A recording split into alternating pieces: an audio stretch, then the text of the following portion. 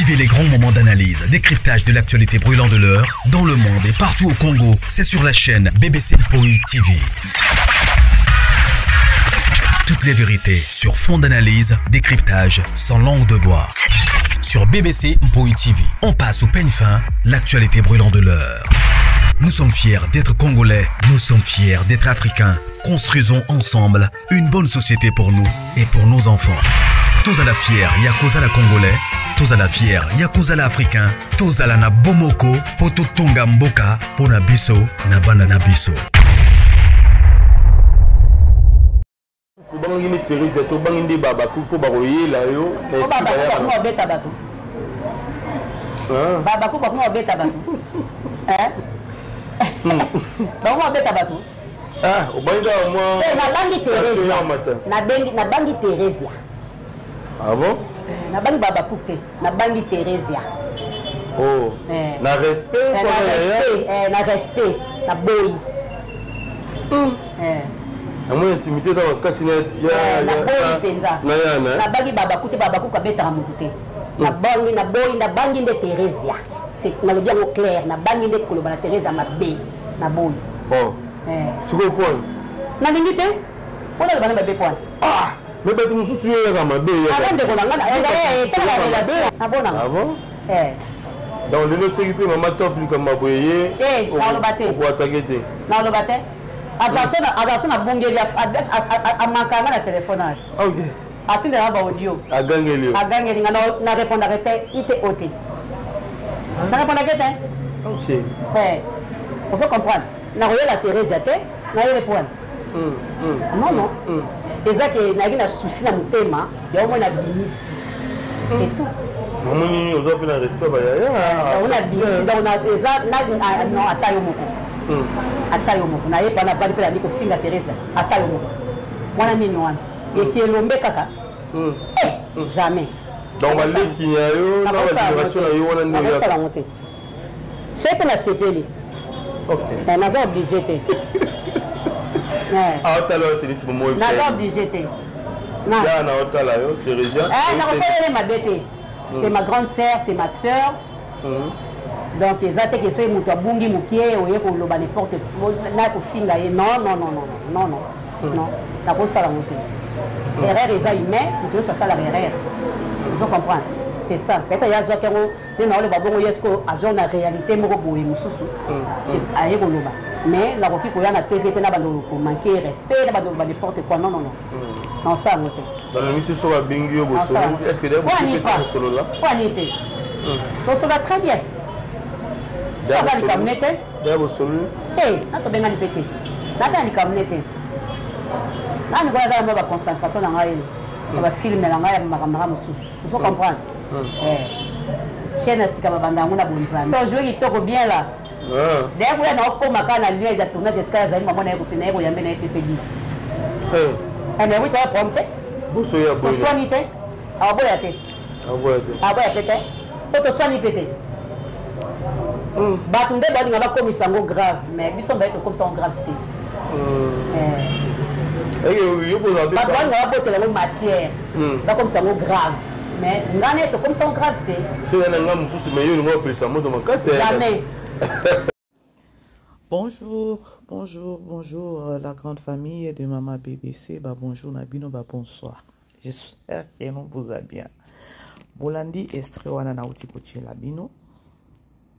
Tumba asa qui sorti médiatique. Ba propos au à tenir sûrement pour comprendre que non, elle a eu peut-être deux appels. Il y a Bochanase, Botaka basi ba fuli kuna, koto bota ba mou comprena et voilà. Mais ça fait mal. Même pas mal. Ça fait la honte. Yakomona ba yaya, yakomona ba koko, yakomona ba doyenne. Si peut-être Tokyo binga bango bongo, ba doyenne ya monde ngo ya théâtre ko sa makambo soni ya boy.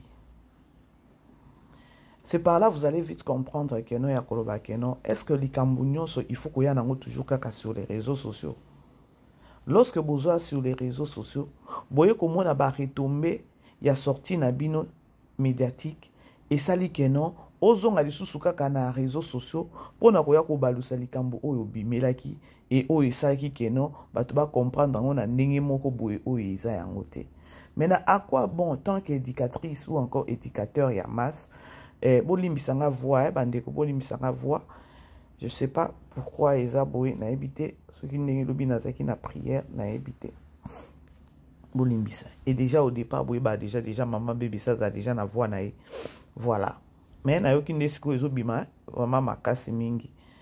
Voilà. Et malili pe lelo to la muki na tongo na monika boye mbula nzoki e noka ki na tongo. Et voilà, climat lelo awa eza vraiment mabe makasi. Et je me rappelle, lobina milaki biloko ya malili. Lobina bilaki biloko ya malili. Na milaki ba njinja ya malili. Et voilà, na poko isusu na butu ba vers 22h. Voilà. Alors, c'est au moins ça.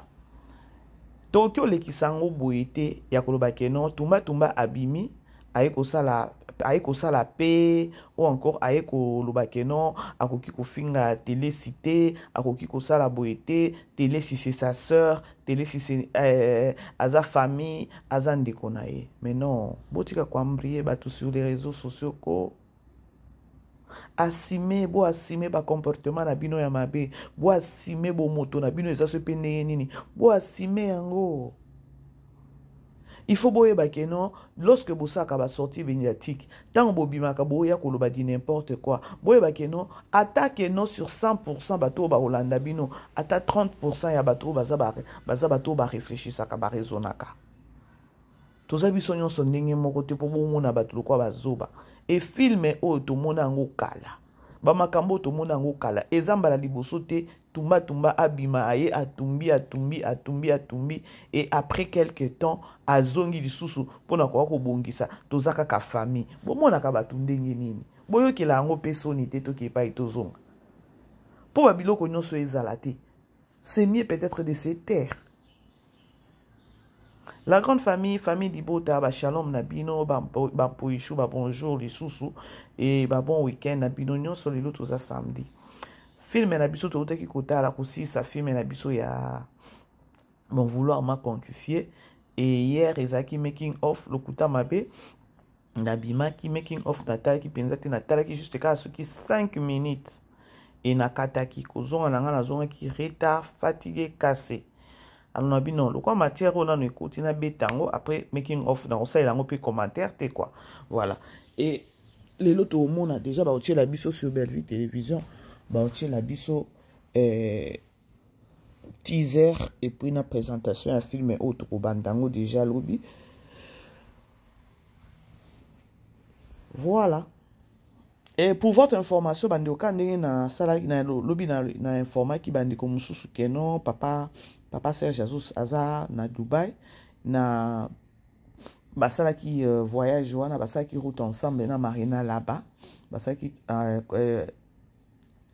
nani voyage wana ensemble na Marina là-bas. Ya, voilà. Ezali kamoko bo ezaki déjà depuis kalanga na ebaka na ngai keno ba il faut ba kende Dubaï. Alors babana ko luka bon on est à secret ya kati na vandi na ngai kimia. Voilà. Tozongi la notre cher mouton awawa. Bolandi eloko tumba alobi keno akoki kolobela ndeko ne mabete aza ndeko na ye akoki kofinga ye te bolandaki yango mena nga nalobi boye kozala mayele wango kozala na sagesse eza eloko moko ya motu ya la grande famille. Voilà, bolimbisa appelle okota ebanda okota. Voilà, soi-disant ba éducatrice ya masse na place ya télé sina c'est où mon téléphone na place ya télé sina na tumba franchement. La grande famille bo aimer s'il vous plaît bo aimer bo partager bo aimer bato bazo benganga bandeko botikanga na sisako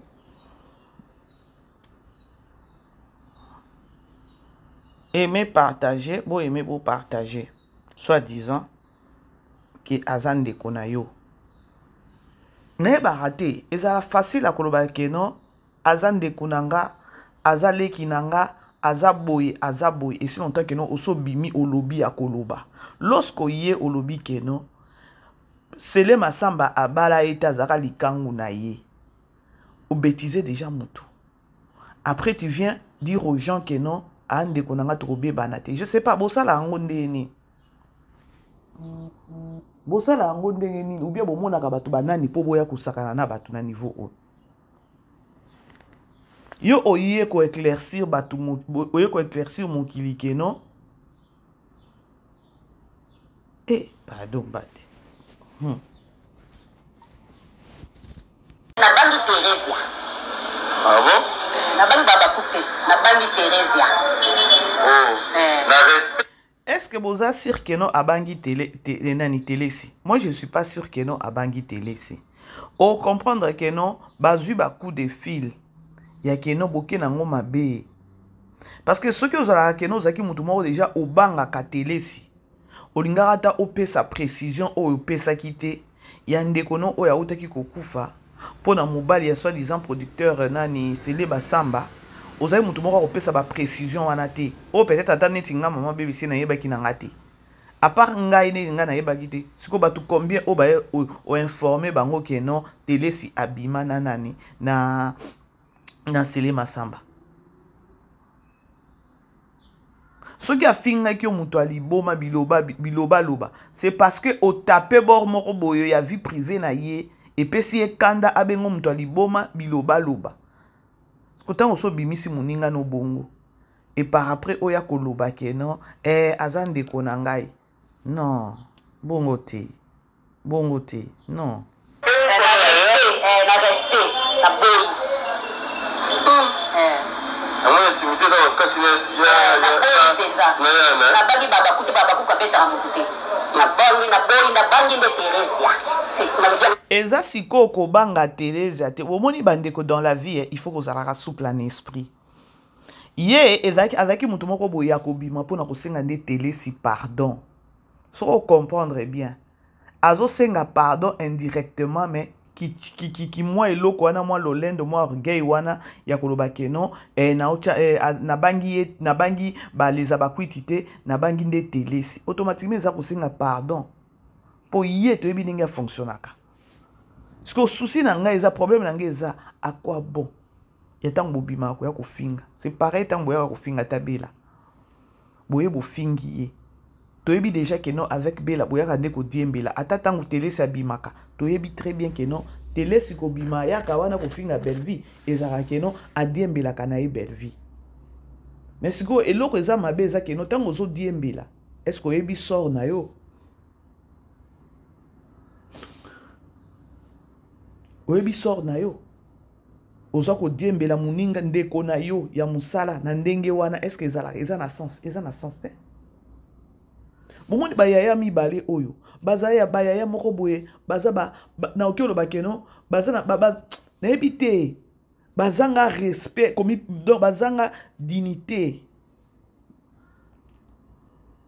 azui coup de fil tumba azui coup de fil de partout non ozaki mutu moko koloba bongo te tango bimaki il fallait kako loba makamususu yo bandi opesa ba précision ya ke non télé si abimana Sele Masamba azaki likangu na ye et moi c'est abala ezalaki mama chako et tout babiloko na nyonso ce qu'on a kozwa coup de fil kwa mutu oyo ayaka na buzoba liboso maele sima ye oyo maele nde esiko sima. Tu as voulu peut-être informer aux gens que non babé banana télé c'est parce que ba welelaka mobali boye Sele Masamba boye obandi ko yape ko kwata mutu na yo et puis par après oya oloba ke non bosala ngo deni boteka soni penza clair na bangi de koloba na Teresa mabe na boy. Mais obangi ko belebela e mabe ndenge nini parce que yo des choses qui so lobeli e mabe. Lorsque yo ko informer mon kilikeno azaki moi si ya nani ya producteur wana opesi ba précision moko boye oyo ekitisi valeur na ye ya bimi ay koloba keno oza liboma biloba loba ce que ozaki mutu moko ya ko zongela ye siko conscience ou encore mayele ndenge yolo na sima na ba coup de fil oyo ko se rendre compte que non na tia na se parce que oyo ezaki déjà guerre il fallait bo pelisa moto bino na bino. On se rendre compte que non au pesa ki position moninga que non abimana sele masamba bolobi ka bongo ta msupe bino monyo sope boleka wana po bolobi bien que non abimana ba fille belé à théâtre. Ce qui abima peut-être na télé abala mama chako misusu pe to yebi bango te nini yango ko zanga pe na yo po yo lobi que non ozaki tout terrain na nyonso oh vous allez vite comprendre que non à quoi bon ya ko bima ka ya ko loba biloko moko boye oyo ezo édifier même pas oyo ezo sungata communauté te. Par contre obimi osali obimi osali sortie médiatique non na biloba loba na yo et sali que non et pelissé do moto à quoi bon.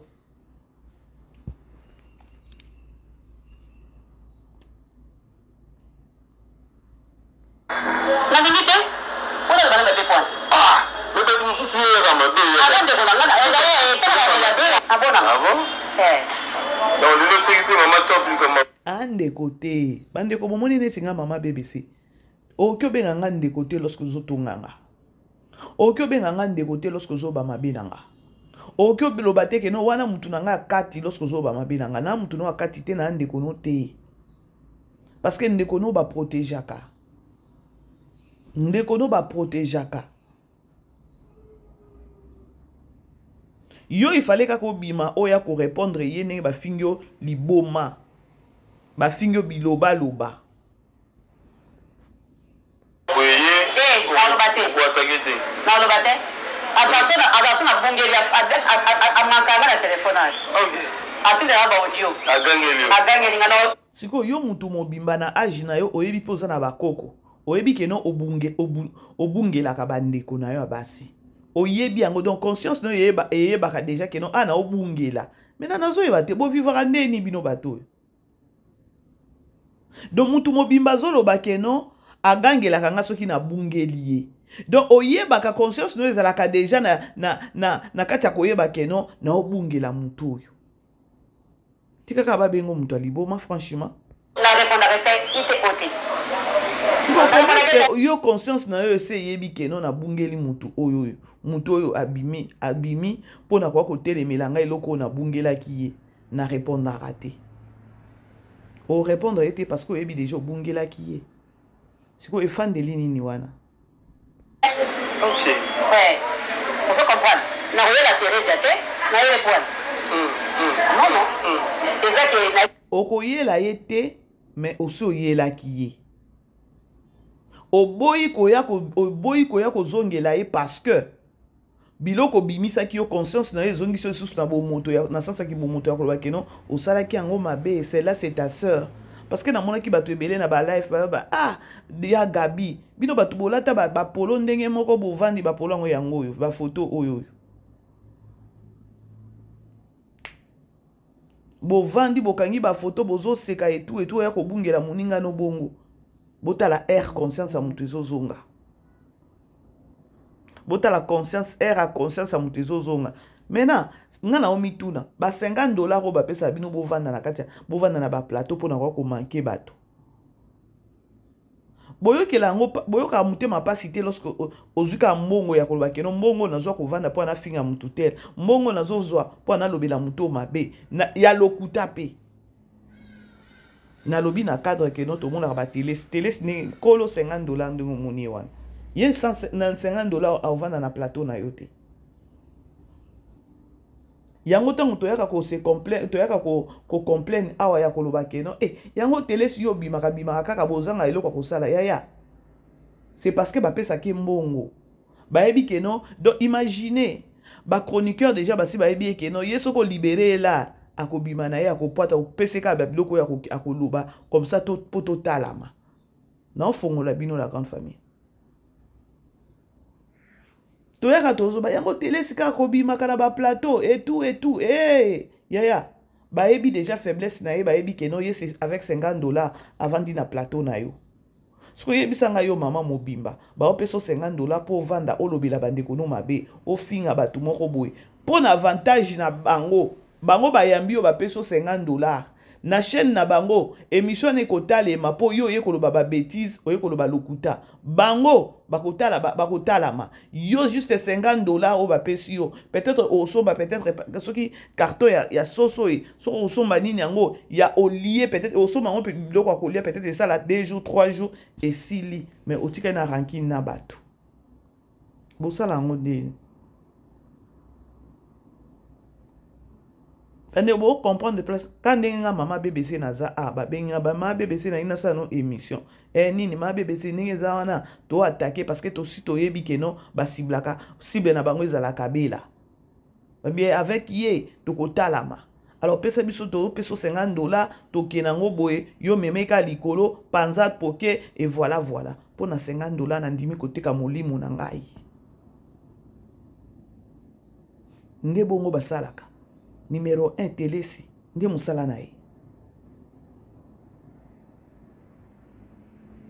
ata barti ba konifati mususu ya nani ya sila okane bazana so ba bengi ye ayipsa ngo bopesa nga $50 o biso kutu tolobelaka yo $50 donc ye $150 akovanda na plateau na yo te.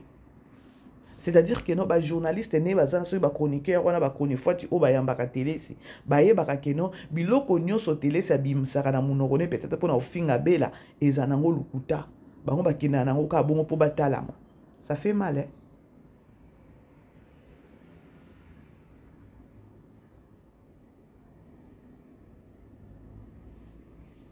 Boyeme bandeko, je crois que nous vous comprendre nga na osala nga émission.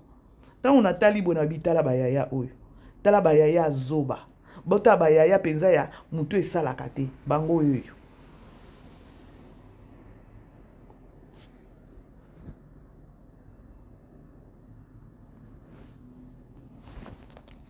To continue. Ina souci na mutema, yo mona bimisi. C'est tout. Nous avons la respect bayaya.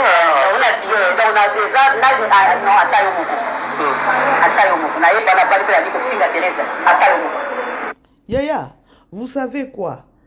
Insulter mutu ezaka kate ko ya koloba imbécile ni amambua zoba e matake kitaki non. Ezaka ko finga wana te. Lorsque oyebisi mutu ke non babima mobali ano bada obima naye azaki mobali ya mutu tel abala peyote ozaki no makango skolingi balo ba vérité te quelque part eza manquement. Lorsque to lo ba mwana ya manquement na kati ya manquement wana to mona déjà insulte na kati oyebisa muninga kino ozaki makango makango déjà eza insulte to rappeler bino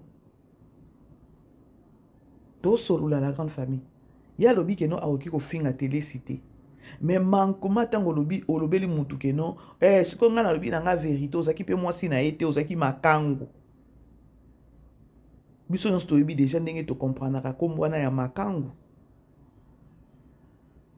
eza insulte te eza déjà insulte oyo esalaki pe ke no ye epesa ye kanda ya kobenga yo nani mutu aliboma aya kobenga bilobela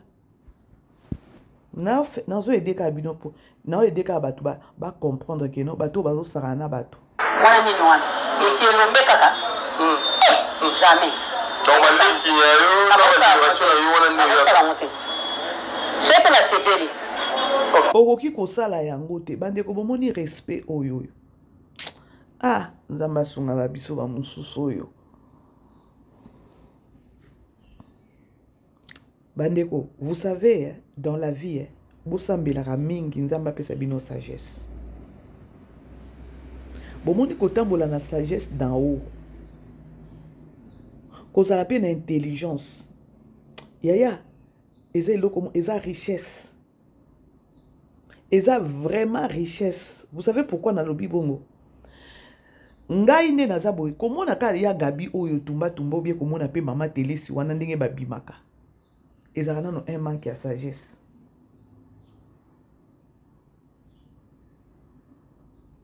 Manque ya sagesse eutaka wapi? Manque ya sagesse eutaka kozanga nano pe parole de Dieu na kati na yo, kozanga molimo mosantu na kati na yo. bande koko baby c'est la mutu réputation ou encore koko c'est la mutu makambu ou encore kolobe la mutu mabe tous la katana kilo et ça bien mais mon dalelo kilo wana ezala te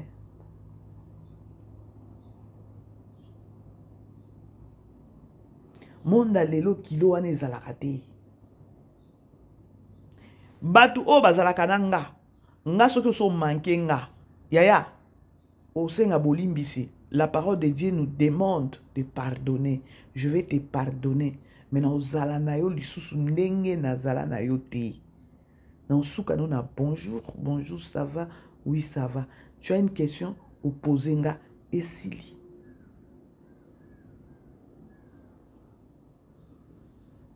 toyeba à côté omoni eza bato mususu bamona kabalinga pe komona parole ya nzambe on dirait ça neti faiblesse moko boye soki osambelaka et comme on dirait faiblesse moko non il n'est pas dit que no posa mosambeli bazwa musapi batia na misu non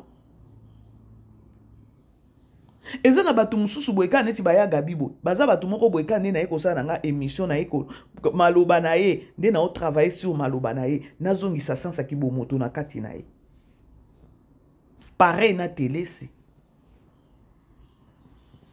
jamais na oki osala bongo bato combien par bi na oké na ba commentaire yango tolingaka yo ya gabi na biso bino nyonso na bino bokomaki bongo na bino na ba ya gabi bino nyonso vous avez un problème ya réflexion na mitu na bino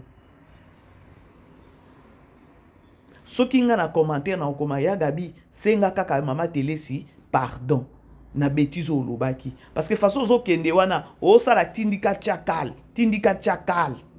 ozui ba appel bato ba condamné ote okeneki nango mabe bino nyonso boza bato aleza bakwiti boza bato asila uka okenango mabe botaka bino boza ba mama kulutu okenango mabe siko ezo bazala ba ranking moko parce que jusque là ba bengani te bozo landango to bo landango te bazaki bato moko boye na babuzo bana elekaki ana ya poto tchana se toza bandeko babengani na phone mais ye moko a confirmer awa nan to bengani te mais abimi sous sur les réseaux sociaux pona kolobaki na okyo sala yango te indirectement il fallait que so bimo senga pardon ou soit to yebite eza tindika chakal aika ko laver cerveau ya ba les abakwiti bango baza bato moko boye raisonnement na bango problème biso to talaka bino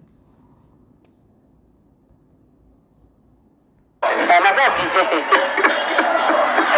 aotala yo sili tipo moi naza obligé te là na otala yo Thérésia nakotelele mabe te c'est ma grande sœur c'est ma sœur donc eza te ke soki moto abungi mokie oye koloba leporte na kofinga ye non siko komeske bandeko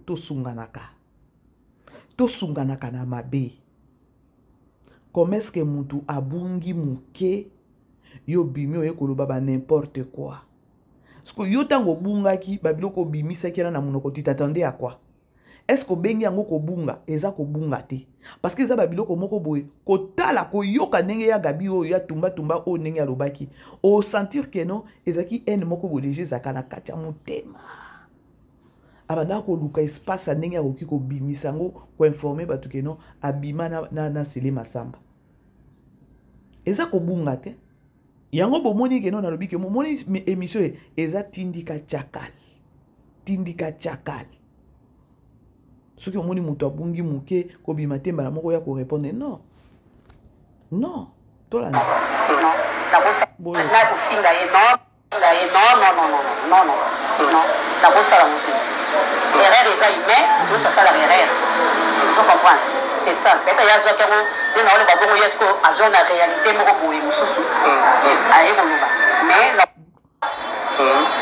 donc eza te ke soki moto abungi mokie oye koloba leporte na kofinga ye non nakosala mote erreur eza humain toujours asala erreur vous comprendre c'est ça peut-être yazwaki yango nde na oloba bongo yesko azwa na réalité moko boye mosusu aye koloba mais nakoki koya na tv te na bando manquer respect na bando ba n'importe quoi non Yaya l'effet akoya kopesa position ya grande sœur na soi disant que no azalaka makango ya sele masamba siko toloba te eza ko manquer te na mutu ya mayele alobaka keno émission eza tindika tiakala ye abengi yango keno nakoki koya kofinga ete nakoki koya komanke ete mais opesi obimisi secret moko ya baintimité ya yaya ya koloba ozalaki makango yaya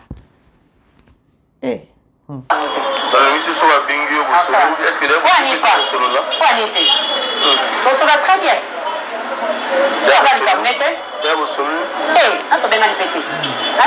siko nani tobengani te bocomprendre ke no émission eza tindika tiakala ya kosepelisaka bato babengaki tia na se e ntango telesa komona ke mama BBC wana mama BBC wana ya Afrique du Sud alobi baosala keno baboma moto ya keno bayokana siko moi je n'aime pas vivre na hypocrisie prétendre que non toza bien non mabeza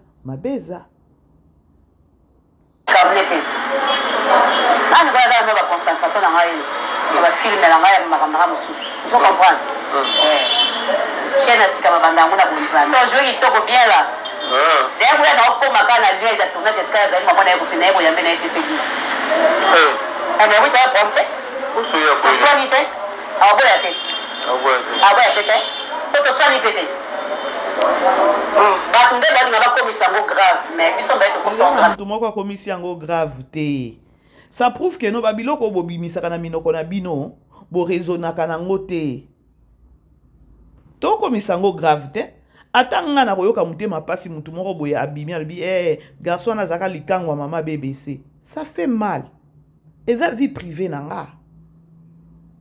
Eza passé nanga. Non, c'est pelate que non mutu ya koloba eloko kopesa bato pressiona bato bayeba kite ba profiter pe koyeba. Eza respecté. Yango to yebisa bino babi bomoni bino baswa diza ba éducatrice à masse. Soko yebi ke non oza na level oza na niveau te ya ko vanda na plateau ko pesa conseil bien bobo ya ba plateau ti. Bobo ya ba plateau. Parce que ba sortie médiatique na bino bo bimisa ba bino moko bo maîtriser te. Ah. Bref, la grande famille nakomi na nga na suka nakomi na suka tolanda nanu bo aimer bo partager nazwaki vidéo moko boye nasepelaki na intervention ya maman pasteur ya maman pasteur Joël et qui est na cadre ya ba couple. Alors la grande famille bo landango nanu et sunga nga nasepelaki nango et sunga ba couple et sunga ba si et sunga mibali. Alors tokutani. Bonjour, shalom, pasteur Joël. Shalom. Alors, je suis venu vous voir ici, à l'église. C'est vrai qu'on est en train de préparer un culte pour les jeunes, la jeunesse, aujourd'hui, cet après-midi. Ce sera comment? Ah ben, ça sera glorieux comme hier. Ils ont commencé depuis hier, des très bons moments. Un grand thème, comment vaincre la masturbation. Et ils étaient énormément bénis, surtout qu'il y avait des témoignages. Il y avait des gens, des hommes, des femmes qui sont venus parler de leurs propres témoignages. Donc, je suppose que ce soir, ça sera merveilleux. Alors, puisque vous parlez de cela, je vous prends au mot. Il y a de ces mariés ou de ces personnes qui aspirent au mariage, mais qui sont encore en plein dans la masturbation. Comment faire, les hommes et les femmes? Exactement. C'est quelque chose qui détruit beaucoup. Dernièrement, d'ailleurs, je parlais, je crois que c'était un culte de femmes. J'étais en train de parler d'un couple que malheureusement, j'étais obligé d'assister à leur divorce. Pourquoi? Parce que l'homme était fortement dans la masturbation. Ce sont des choses que des fois l'on néglige. Ce sont des choses des fois qu'on draine depuis qu'on est adolescent et on pense que le mariage résout les choses, alors que pas du tout. C'est un peu comme l'impudicité, c'est pas en vous mariant que ça va s'arrêter. Il faut absolument vous en débarrasser. Et comme évidemment au début ce sont les désirs de la chair qui sont influencés un peu plus tard par des esprits, vous devez vous faire aider. Spirituellement, il y a un grand travail à faire et c'est possible. Avec le Seigneur, c'est possible. C'est possible, maman. Alors, on reste dans ce contexte-là. On est dans le mariage. Alors, comment justement arriver à être compatible? Enfin, quand je parle de la compatibilité, c'est par rapport à la tribu, à l'âge, aux études faites, au groupe sanguin, à l'entourage, à la famille. Comment arriver à gérer ça? Alors là, vous venez de dire quelque chose de très important en énumérant toutes ces choses. Vous avez parlé, par exemple, du groupe sanguin. Ça nous amène quelque part. Ça nous amène à une même conclusion. C'est-à-dire, avant de se marier, il faut savoir dans quoi on est. Il faut savoir dans quoi on va. Il faut savoir quelle est la famille que l'on va fréquenter. La famille de votre femme deviendra la vôtre. La famille de votre mari deviendra la vôtre. Donc, c'est pareil, parce qu'avec le groupe sanguin, par exemple, on n'attend pas d'être marié pour vérifier tout ça. Donc, autant vous checkez ces choses avant, autant il faut vérifier. Vous savez, la compatibilité dépend aussi de ce que vous savez en amont, avant de se marier. On n'est pas compatible parce qu'on vit ensemble, ou je veux mieux le dire, on ne sera pas forcément compatible parce qu'on vit ensemble, parce qu'on a décidé de se marier, ou parce qu'on s'aime. On peut s'aimer sans être compatible. Et on peut même s'aimer et se séparer. Vous commencez déjà à choquer les gens. Il faut bien qu'on choque les gens parce que sans certains chocs, il y a des gens qui ne se réveillent pas. C'est la vérité, tonton Jaco. Il y a des gens qui étaient sérieusement amoureux, mais qui se sont séparés. Il y a des personnes qui étaient sérieusement amoureuses, se sont séparées. Pourquoi? Parce que la compatibilité dépend aussi de ce que l'on sait. Il y a des choses qu'il faut savoir avant de s'engager avec cet homme. Comment ça se passe dans sa tribu? Comment ça se passe avec sa famille? Il est le fruit de ses origines. Comment ça se passe avec ses amis? Tout, eh ben, bien sûr, Entourage. mais bien sûr, cet entourage fait partie de sa personne aujourd'hui. Vous n'allez peut-être pas tout accepter en vous mariant, mais il est le fruit de son entourage et de ses origines.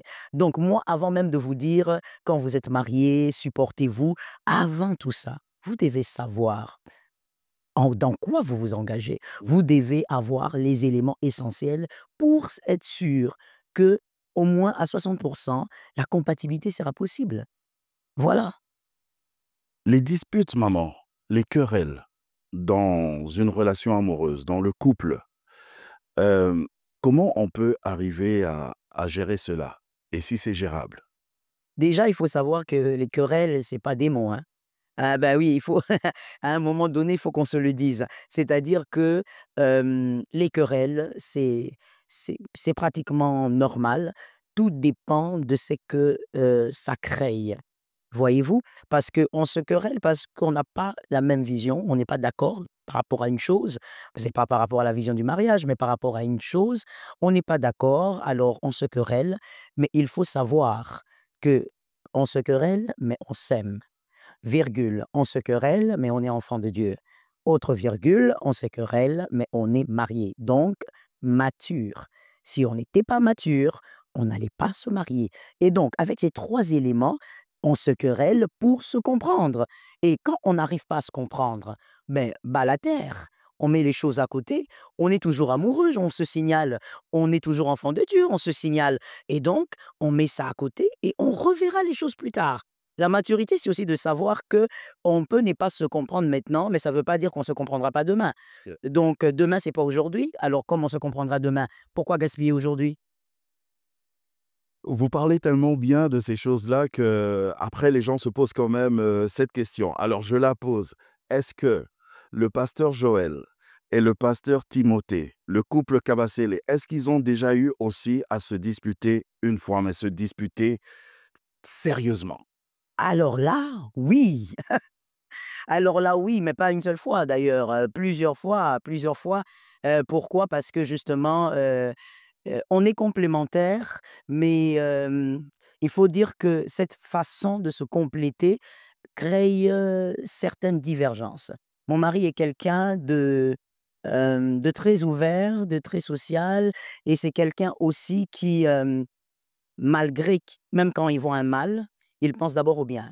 Il pense toujours au bien et donc il est normal que plusieurs fois, on a eu quand même, quelques querelles et comment on a géré ça?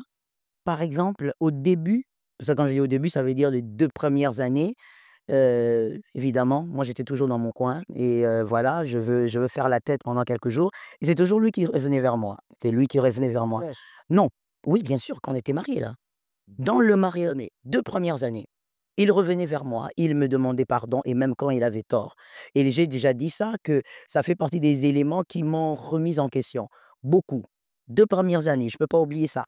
Parce que je me suis dit: «Je suis enfant de Dieu comme lui, il est enfant de pasteur comme moi, mais j'ai l'impression qu'il est plus enfant de Dieu. C'est pas normal». Alors vous voyez, moi, ça m'avait défié. Moi, ça m'a pas, ça n'a pas gonflé ma tête, ça m'a pas non, non, non. Moi, ça m'a défié. Je me suis dit: «Mais pourquoi je réagis comme une païenne devant lui? C'est pas normal». Et ça m'a permis de shifter. Mais pour d'autres querelles qu'on a eues, après 2 ans, on s'est comporté autrement. Ça veut dire on avait compris très vite qu'il y a des choses qu'on n'arrive pas à résoudre et on avait aussi compris, c'est arrivé aussi quelques fois où, pendant même la querelle, on se tait, on se regarde et puis lui ou moi, quelqu'un dit: «Mais attends, ça c'est le serpent ça». «Ah oui, c'est le serpent, on s'arrête». Et puis on s'arrête et puis voilà et la vie continue.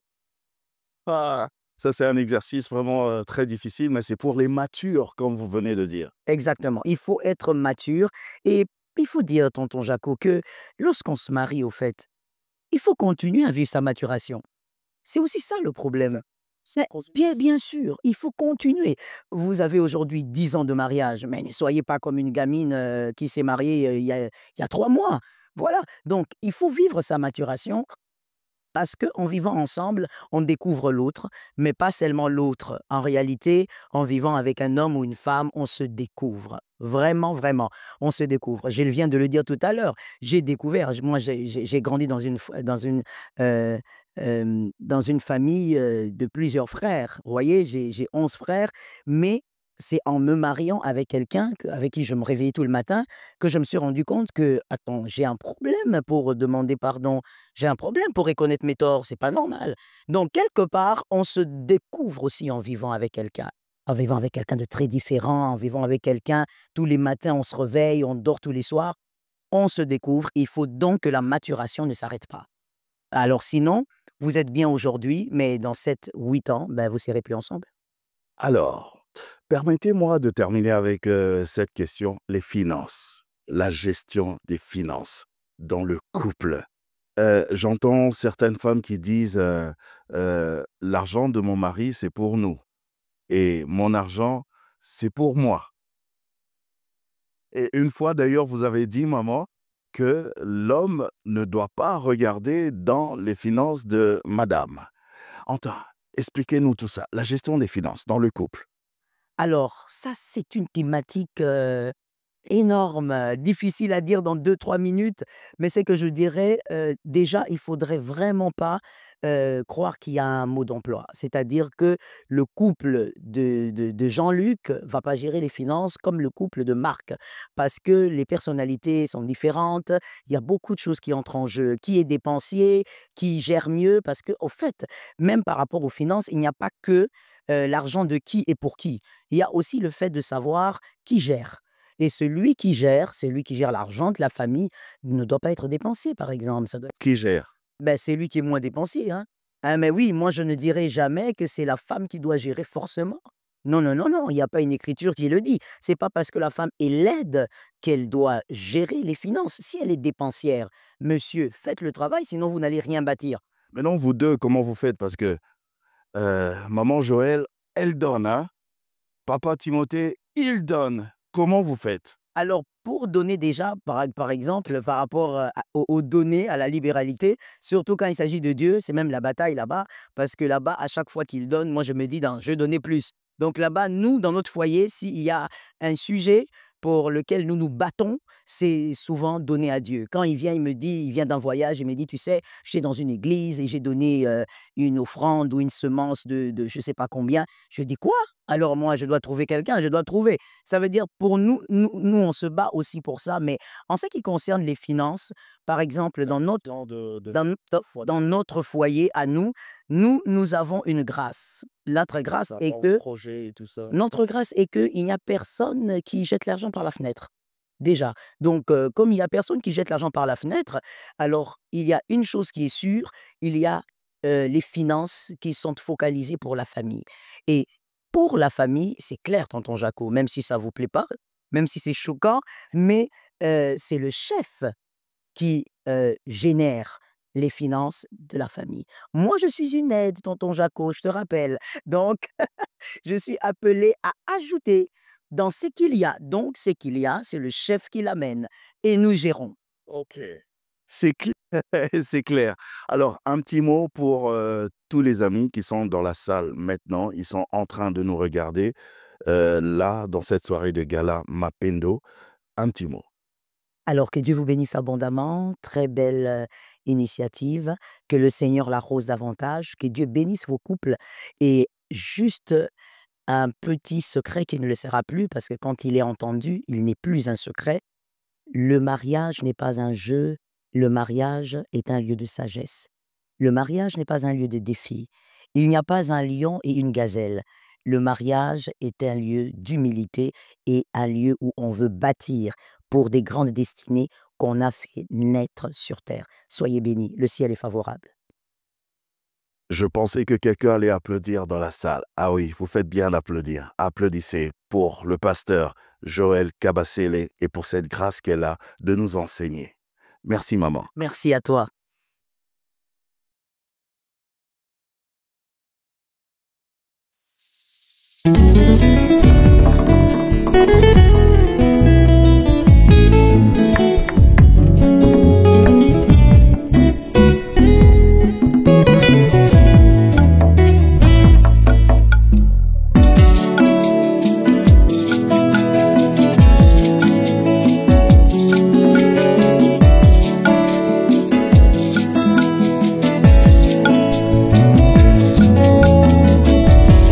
Ma Bible dit, tu es le chemin, tu es la vie, tu es la vérité.